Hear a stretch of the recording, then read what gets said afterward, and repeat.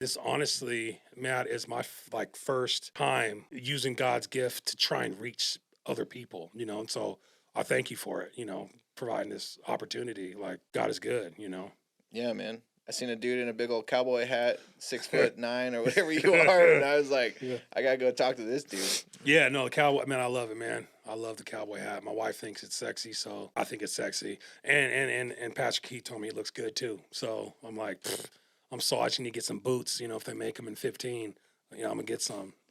Heck yeah, dude. Yeah, but Keith is a cool dude. Yeah, I love listening to him talk, man. It's yeah, just I really study his speech patterns, and I'm trying. I even asked him one day. We went to that intentional parenting conference, and he was there, and I was like, how'd you become such a good talker? And he's yeah, like, I'm just a funny guy, and I just bring that into my sermons. I yeah. don't want it to be all doom and gloom, and What's crazy, man, is he's so authentic. I've had multiple conversations with him, and the way that he's just like when you watch him move, like I told him, I was like, when I watch you move through this church, like you're talking to everybody. When you're talking to people, you're looking them in the face and you're listening. You're listening to hear somebody's heart. You're not listening to respond. We've had some bad past, me and my wife, with a certain church that the pastor was a funny guy on stage and he would make fun of people.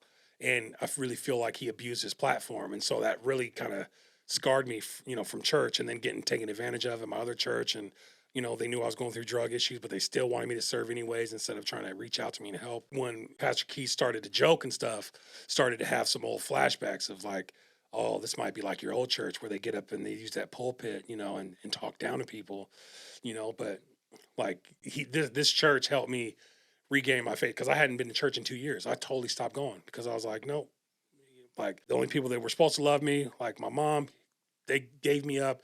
The church didn't care about me, so I hadn't gone to church in years at that point. And so first day in church, the pastor comes up and talks to you. You're like, he even took my phone number down. He ain't called me yet, but he even took it down. He's like, we need to get some coffee sometime. I'm like, wow, like I'm just a regular dude, never having that interaction with pastor before, but it's been nothing but a godsend ever since. Like volunteering in church has been fun, and yeah, I love it. I feel like if you call yourself a man and you call a church your church home, it's your duty as a man to serve. Like period. And that's just my conviction. But that's why I had to get right in and start serving. You never know when you got to take somebody down in the name of the Lord. You know what I'm saying? yeah, man, I love that.